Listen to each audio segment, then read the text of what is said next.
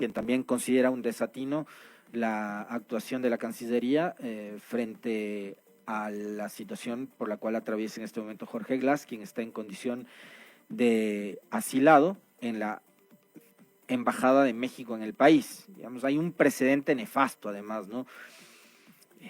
Yo coincido con el criterio de quienes, entre ellos el expresidente Correa, de que había, o seguramente hay gente en el gobierno que cree que el gobierno de AMLO, de Andrés Manuel López Obrador, es igual de pusilánime que el gobierno de Moreno, que dejó que entre la Scotland Yard, la policía de Inglaterra, del Reino Unido, a la embajada de Ecuador en Londres a sacar a rastras a Assange. Eso no hace un país soberano, y en el gobierno de Moreno no era un país soberano.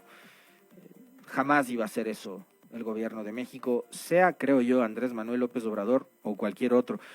Incluso Peña Nieto creo que no hubiera permitido que pase algo como lo que delirantemente se le ocurrió a algún brillante asesor de la Cancillería en estos días. 8:26, hacemos un corte y volvemos.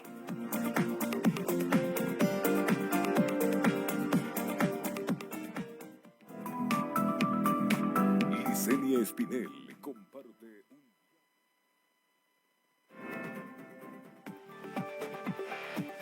Alexis Moncayo comparte un diálogo con el invitado.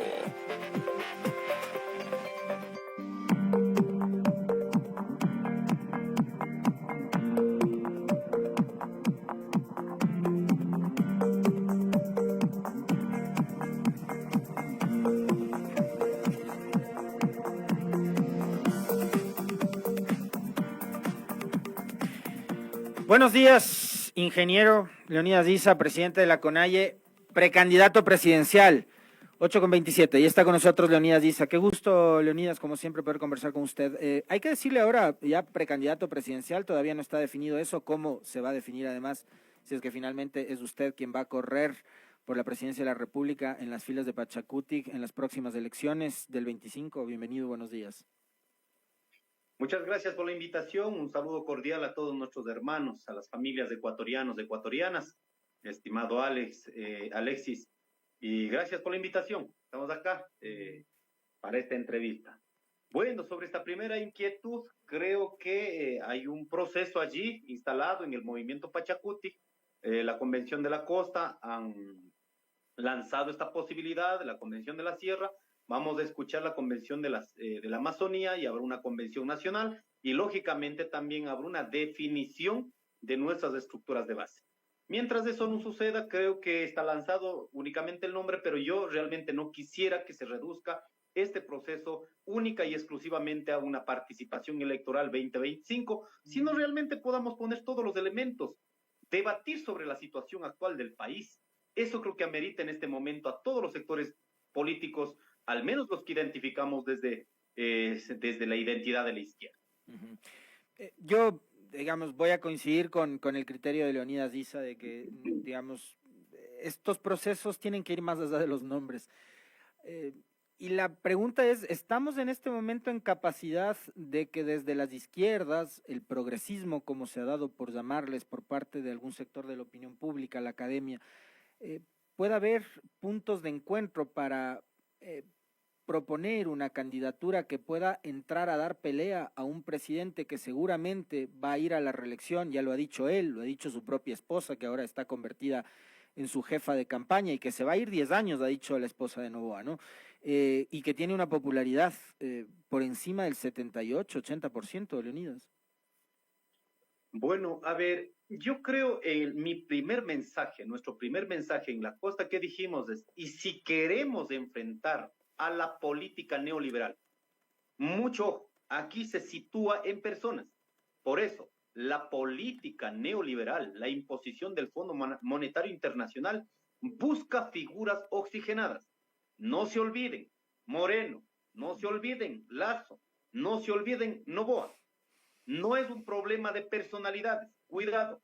En términos políticos, lo que el Fondo Monetario Internacional, la política neoliberal, el capitalismo busca cuadros, referencias para que puedan continuar en ese acometido. Para ello está en este momento el presidente Noboa. decisiones que seguramente en los años anteriores jamás hubiera pasado. En este momento, por la popularidad, por toda la campaña que ha llevado, está pasando, está naturalizando, está normalizando esta situación en el Ecuador. Entonces, por ello, al campo popular hay que decir lo mismo. A quien nos sitúa nuestra postura política, económica, de transformación en este país, nos sitúa en nombres de personas y acabemos ubicándonos en la tendencia de uno u otro, sino en la propuesta concreta de la que va a ir, de la que va a llevar a transformar este país. Por ello, en el primer mensaje había dicho, hay que salir de nuestras parcelas de poder, mirar más allá. El Estado ecuatoriano, mirar la sociedad ecuatoriana es mucho más amplia. En este momento tengo una disputa muy, muy seria de lo que significa continuar con las políticas neoliberales. Es un primer tema. Un segundo tema, hay que entender, el presidente de la República, ya con la infraestructura del Estado, utilizando el tema de la violencia, utilizando el tema del narcotráfico, ha elevado su referencia política. Hay que preguntar a los hermanos de la costa, hay que preguntar a los hermanos ecuatorianos, ¿realmente se está resolviendo el problema de la inseguridad? ¿O es que han utilizado esta realidad que vivimos los ecuatorianos para catapultar su referencia política? Y es más, para configurar aquello, se utiliza también la consulta popular para dos propósitos. Uno, para situar y consolidar su candidatura a la reelección, utiliza a los ecuatorianos para tal acometido. Y segundo, necesita, en este caso, regresar derechos. Y uno de los derechos que aquí, en el Ecuador y en el mundo ha sido peleado, los derechos laborales, los derechos de los trabajadores. ¿Cómo pueden yo no entiendo, hay trabajadores, la mayoría de los trabajadores del Ecuador, que seguramente sobrepasamos muchos que ni siquiera tendrán trabajo, todavía siguen pensando en la ilusión. Ahora nos van a preguntar si estás o no estás de acuerdo en jornadas laborales que van a ser pagados por horas. No puede ser eso una condición. Entonces están utilizando para este momento dos propósitos. Uno, posesionar para la reelección. Segundo, para, en este caso, la regresión de los derechos. Por eso es importante no situar en personas, sino en la consolidación de un proyecto de país, un proyecto político donde mire la particularidad, la identidad de los pueblos originarios, pero sin dejar de pensar en la posibilidad de anclar en una propuesta mucho más amplia, lo que sería el progresismo, la izquierda, todas las formas de crítica que hemos tenido a este sistema neoliberal. Llegué tarde, le confieso, Leonidas, estoy leyendo el libro Estallido y ahí me encuentro en la primera parte del libro con un anticipo que ustedes hacen a partir de lo que sucede en octubre. Y creo que valdría la pena también preguntarle, Leonidas, si después de haber elegido a Lasso en el 21 y de haber elegido a Noboa en una elección que creo a los ecuatorianos nos cae del cielo, porque imagínense lo que hubiese sido terminar 4 años con Lasso al frente del poder y tomando en cuenta además los niveles de responsabilidad que el gobierno de Lasso tuvo en la situación de inseguridad que vivimos actualmente en el país. Si usted quiere, por cierto, referirse a eso, valdría la pena también. Pero ustedes anticipaban ya en aquella época que había una arremetida del neoliberalismo de tal punto que empezaban con el tema de la focalización de los subsidios, ¿ya? De la eliminación de los subsidios a los combustibles, lo cual iba a implicar, obviamente, el alza del precio de la gasolina, del diésel, y eso encarecer la vida de los ecuatorianos, ustedes lo anticiparon.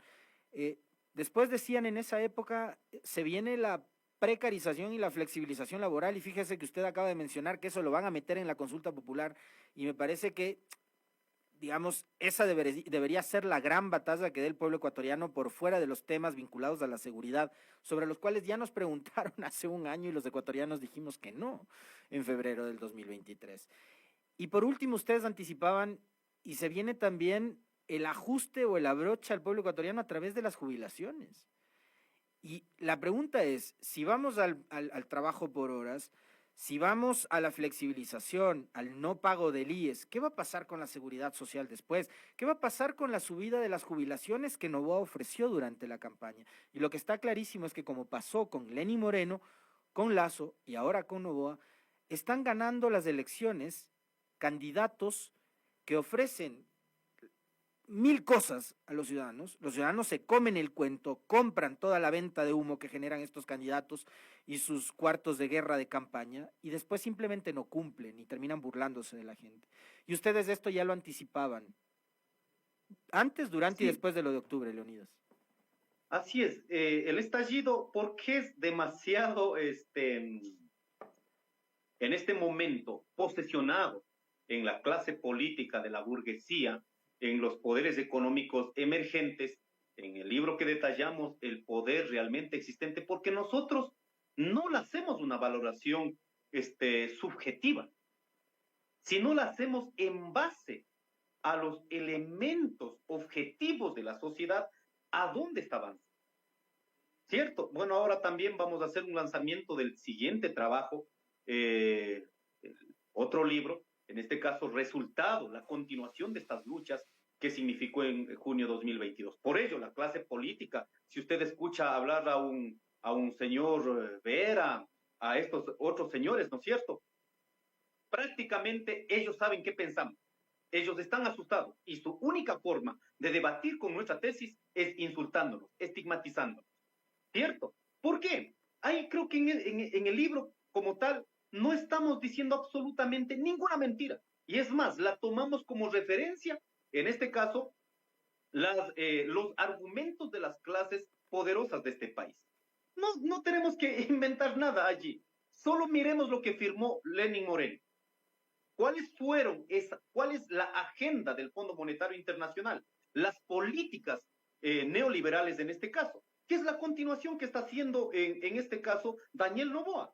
No tienes para qué inventar, está firmado aquello, solo hay que recoger, en este caso, la carta de intención de Moreno.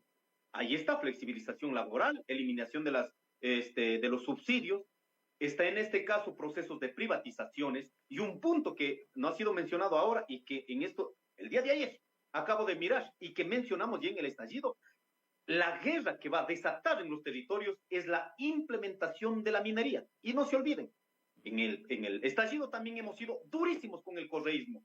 ¿Por qué? Porque en el tema de la minería ha profundizado ya como política de Estado, empezando desde Sixto Durán Ballén hasta nuestros días. Y en esa parte, con una visión de supuesta izquierda del progresismo, se garantizó para que los capitales extranjeros vengan y acaben con nuestros territorios. Y uno de los puntos que el día de ayer el presidente de la República en Canadá acaba de firmar la intencionalidad de inversión de 4.800 millones de dólares.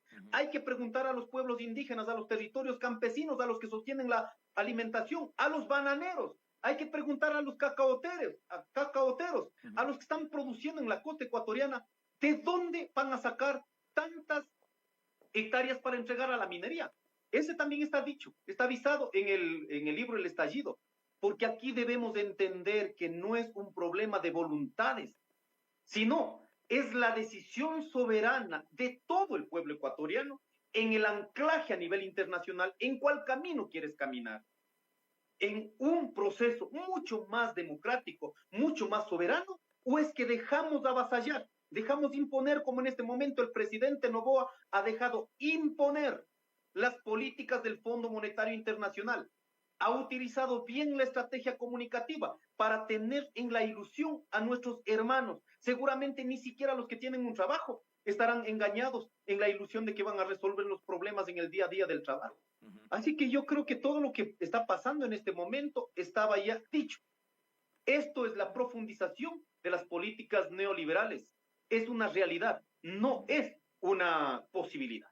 O por lo menos que se lleve adelante los procesos de preguntas a las poblaciones, ¿no? La consulta previa, Leonidas, porque, a ver, con respecto al tema de la minería y respecto al tema también del ITT, que fíjese usted, ahora ya hay una campaña mediática muy fuerte para pedirle al presidente Noboa que ejecute ese asunto de la moratoria y se puedan seguir sacando recursos de ahí por la falta de dinero que hay para la caja fiscal.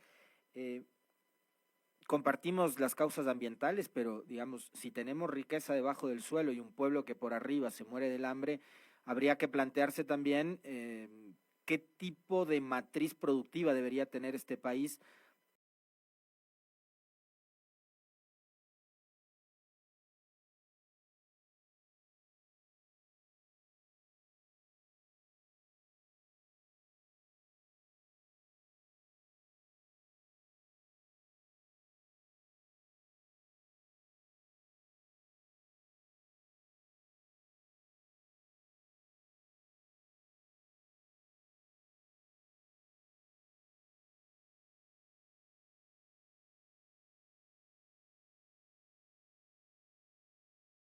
para satisfacer las necesidades que tiene la gente de trabajo, por ejemplo, ¿no? Fíjese usted, ayer Sid Gallup publicó una encuesta que da cuenta de que el 45% de personas consultadas en esa encuesta en el Ecuador tuvieron dificultades los últimos meses para poder llevar un plato de comida a su mesa. Bueno, pero eso no podemos pagar los pueblos indígenas. No podemos pagar los territorios que están dando de comer a las grandes ciudades. Solo miremos cuál es el costo del pasivo ambiental de los territorios que acabaron en el proceso de extracción petrolera. Sí, da plata, pero ¿acaso no han trasladado como costo? Escúchese esto bien. ¿Acaso luego de la explotación petrolera no han trasladado al Estado ecuatoriano como costo del Estado tener que asumir el costo del pasivo ambiental, la contaminación del agua, la contaminación del ambiente, de la selva? ¿Acaso la minería en este momento, digamos, nos va a dar plata de noche a la mañana? ¿Cuál va a ser el resultado de ese proceso en los 25 años? Si cuantificamos a nivel mundial, ¿sabe cuál es el costo de toda esta política extractiva a nivel global? El calentamiento global. Solo en este momento, el efecto del calentamiento global aquí en el Ecuador va a significar 8.000 millones de dólares.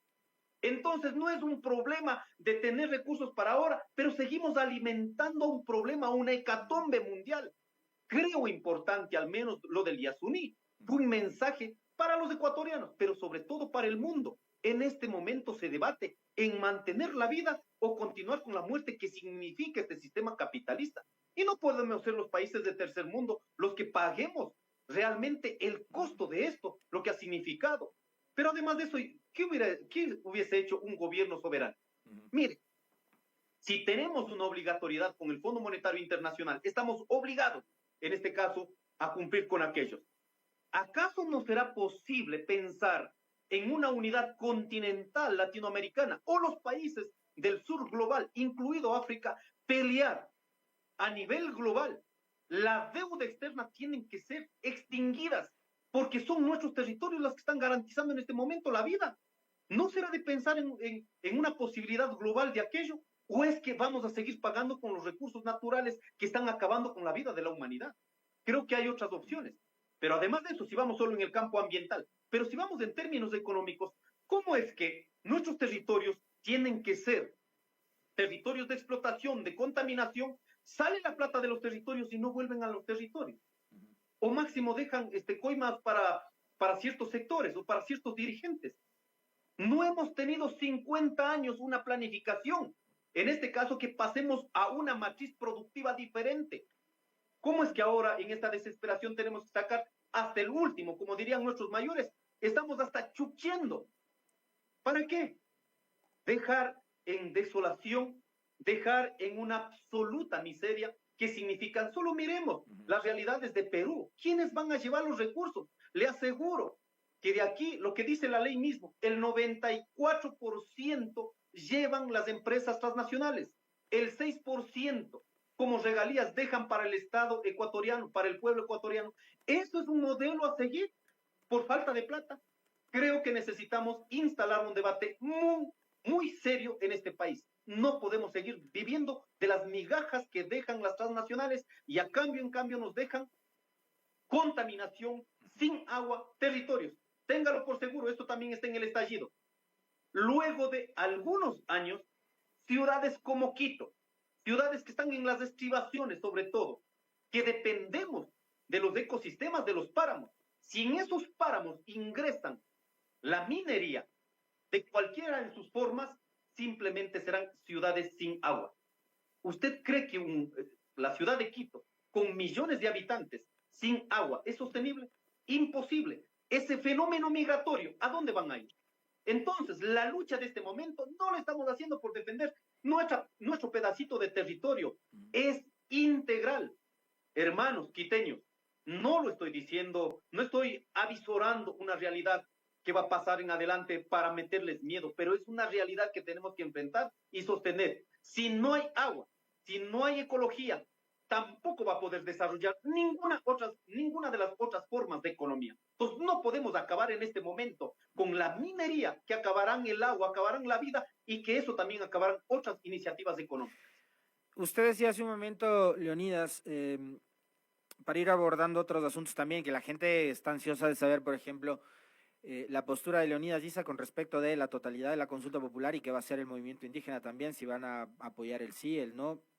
Me imagino que no van a apoyar la tesis del gobierno, pero la gente quiere saber eso también. Y usted decía hace un momento que con respecto a la seguridad, ¿ya? No sabemos si es que es tan exitosa esta campaña de control y manejo de la seguridad como nos la quiere vender el gobierno de Noboa y sus medios de comunicación. Hay una campaña realmente brutal de vendernos el supuesto éxito de esta intervención de las Fuerzas Armadas y demás. Pero fíjese usted, el otro día las Fuerzas Armadas invitaron medios de comunicación para que les hagan publireportajes de la cárcel de Cotopaxi y al siguiente día se fugaron 3 privados de libertad, ¿no? Súper peligrosos, a los que se suman Fito y Colón Pico, que se le fugaron también al señor Noboa, pero de los cuales ya nadie se acuerda y nadie le reclama al señor Noboa, y el hombre tiene una popularidad enorme. El tema es que crearon, digamos, este ambiente de inseguridad y la necesidad durante los primeros días de enero para emitir los decretos de estado de excepción primero y después el de conflicto armado interno y la necesidad de cubrir los gastos de esta supuesta guerra que vivimos, y nos incrementaron el IVA al 15%, primero dijeron que era al 13%, mintieron, después sí al 15% desde el 1 de abril.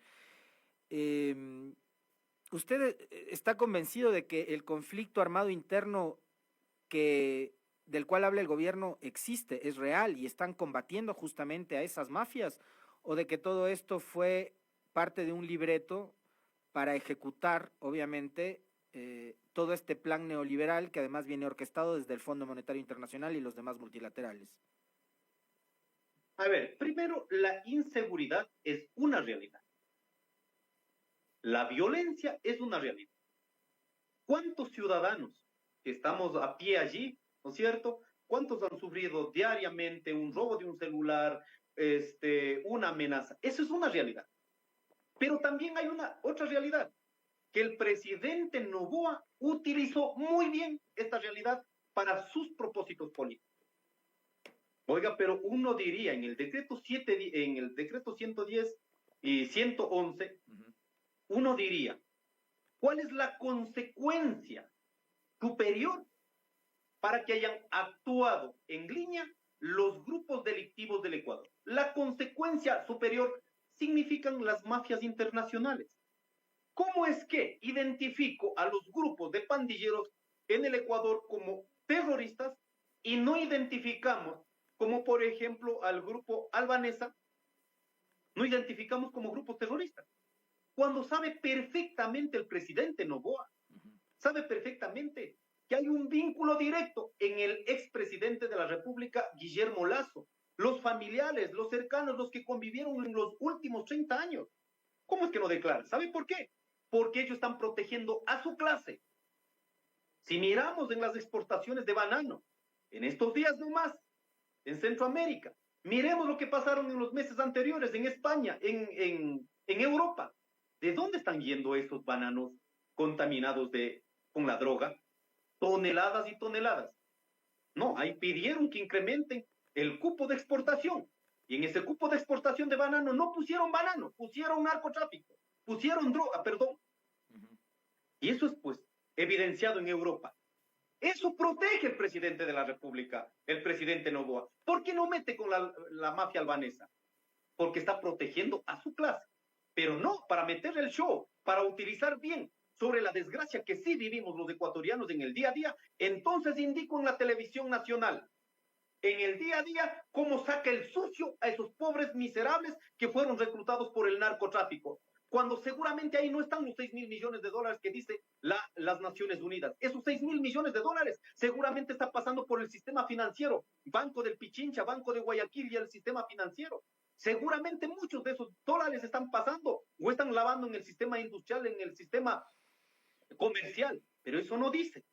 Ustedes miraron en la hacienda de quién, digan los nombres de quién cayeron las 22 toneladas. No dice, tiene derecho a la presunción de inocencia. Y además de eso, no se puede develar los nombres porque representa, se está siguiendo un debido proceso para otras causas. Pero esos miserables, esos muchachos, no tienen ningún empacho en decir esto es la delincuencia común y corriente a la que están combatiendo. Entonces, teniendo una realidad de aquello, han utilizado perfectamente y la consulta popular, en esto vuelvo al tema que me había preguntado, de nuestra parte hemos hecho un análisis para este propósito. Únicamente el presidente de la República situó en dos. Uno, para legitimar su vigencia política, su trabajo para la reelección, y segundo, para la regresión de derechos, sobre todo laborales, la que no han podido en estos años. Y si vamos a ver las otras preguntas, usted puede aplicar de manera directa. Incluso en la otra rueda de prensa ya dimos nosotros diciendo, aplique el artículo tal, que no necesitas ir a una consulta para que los militares y policías puedan hacer una planificación, un trabajo para enfrentar con el crimen organizado, la delincuencia común y corriente. Aquí he escuchado torpezas, barbaridades también. Algunos sectores de la clase media que se hacen pasar por influencers. ¿Qué dicen? Con la consulta popular vamos a recuperar 72 mil millones de dólares y se les sigue creyendo semejante estupidez. Y la pregunta es, si hubieran llevado 72 mil millones de dólares, nos están diciendo cuánto es en este momento el Producto Interno Bruto de este país. 100.000, 112 mil millones de dólares. O sea, robaron el 70% de aquello, llevaron fuera del país. No es real, pues. Si hay un sistema corrompido, político, económico en este país, pero no pueden utilizar aquello para meter la ilusión de que van a devolver los 72 mil millones y con eso va a resolver el problema de los recursos en este país. Además de eso, ¿qué más están metiendo la idea? Van a extraditar. La extradición solo da en la solicitud de un tercer país, no en la decisión de que el pueblo ecuatoriano diga, ¿sabe qué? Queremos extraditar a este señor porque ya ganó consulta popular. Eso no va a suceder. Solo en los países de origen. En este caso, cuando sea solicitada, es posible el tema de la extradición. En esos temas nos están mintiendo. Estos temas ya debatimos. Pero sin embargo, como necesitan mantener su capital, su referencia política, entonces lo mantienen en esa estrategia del engaño. Y esto, cuidado, nosotros ya lo dijimos desde el primer día. Nosotros no hemos cambiado un ápice.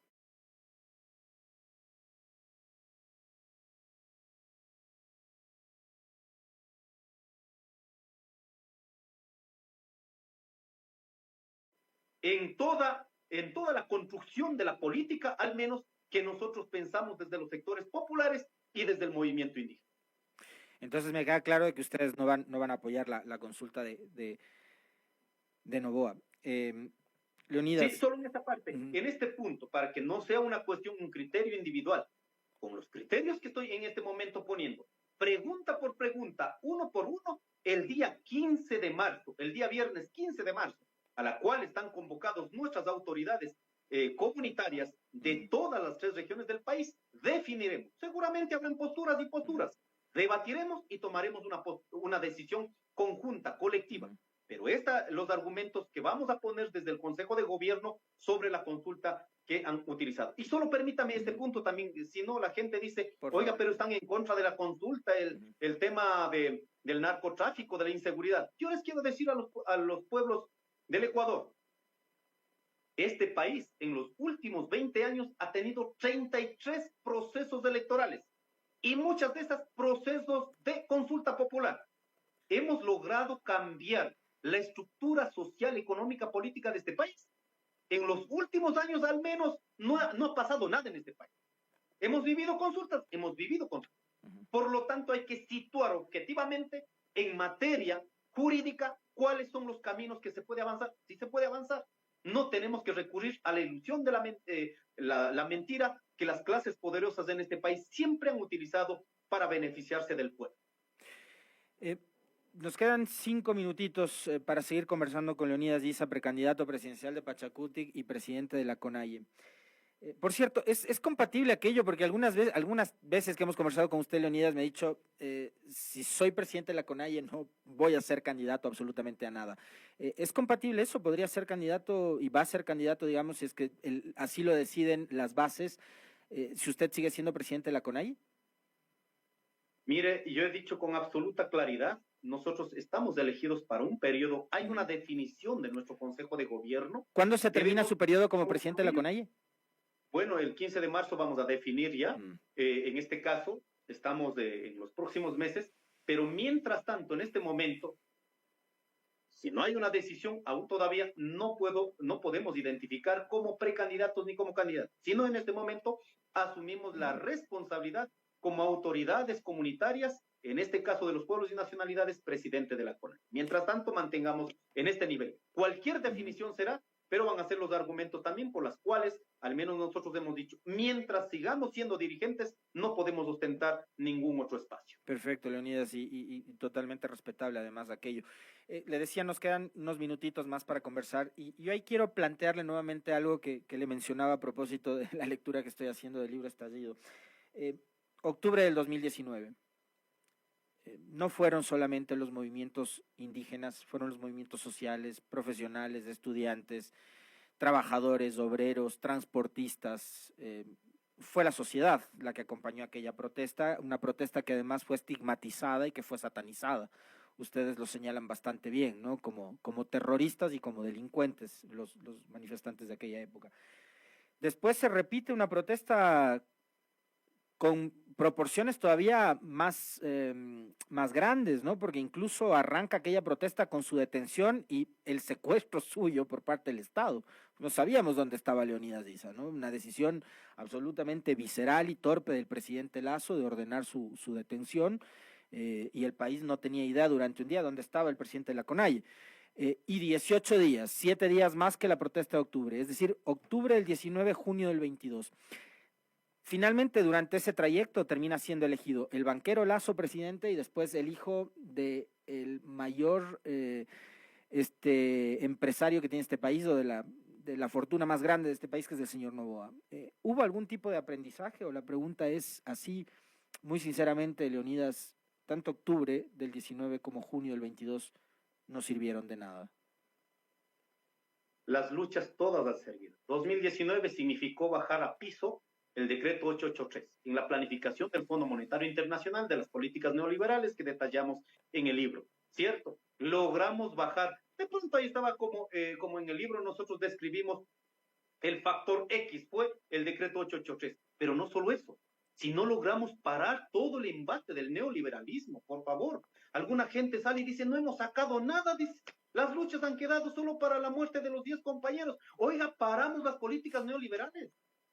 Estaba en el punto siguiente: subsidios, flexibilización laboral, privatizaciones, expansión de la minería. Hemos logrado parar 2019. 2022, junio, si no hubiéramos parado, bajamos, bueno, uno dice, vea esos 15 centavos, sí, algo es algo, pero oiga, paramos las políticas neoliberales, todo este proceso que venía cuajándose. Yo creo que hay aprendizajes, pero ¿sabe una cosa?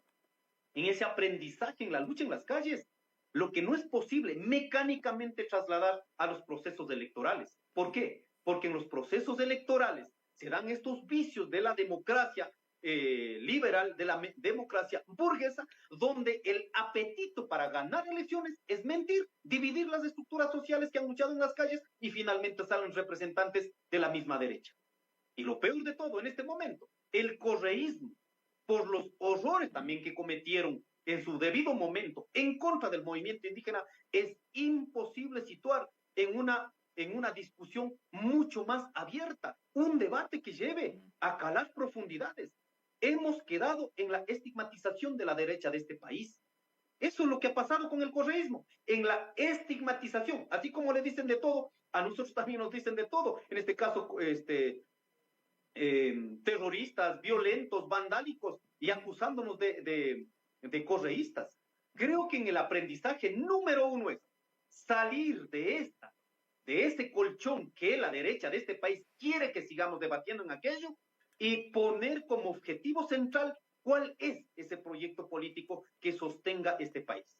Va a ser difícil, pero no tiene que ser imposible. Y peor aún, si los que situamos en la izquierda, los que situamos en las clases más empobrecidas, no podemos seguir quedando en el relato de la derecha que los han construido muy bien.